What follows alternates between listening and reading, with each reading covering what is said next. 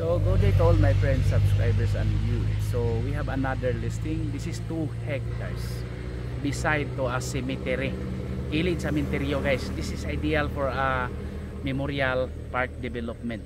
So this is 2 hectares or 20,000 square meters at 1,000 pesos per square meter along National Highway located here in Barangay San Vicente, Sagbayan, Bohol. So mao na siya guys. So that is the highway, no? Ana siya ang highway. Then kilid ana nga coral guys.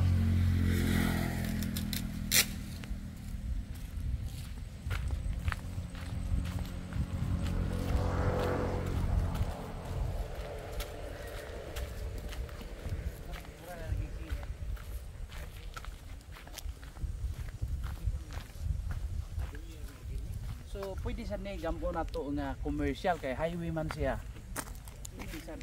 So you can convert into a commercial development.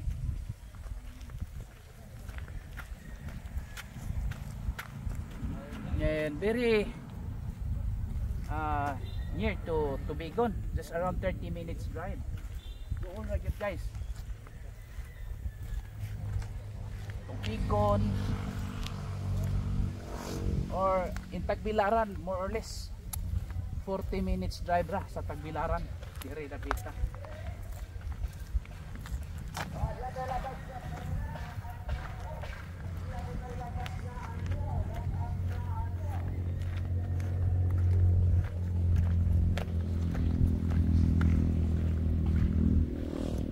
Nakuhaan lang sa karsada, no, pero pwede man utrohon ang karsada dito sa Pili di Agi.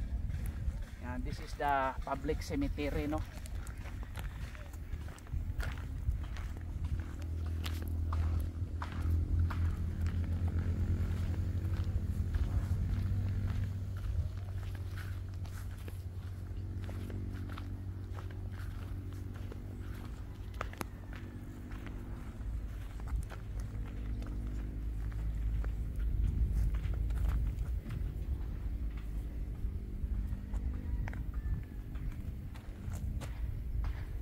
So dindot kayo, mura siya ni nga nagamay slope pero highway naman na dito.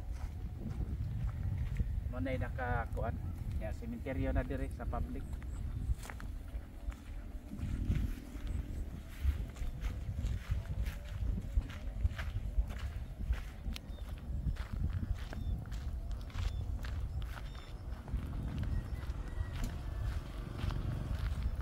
So wa na labot kay sa public cemetery naman eh. So there ra hatod di for sale guys.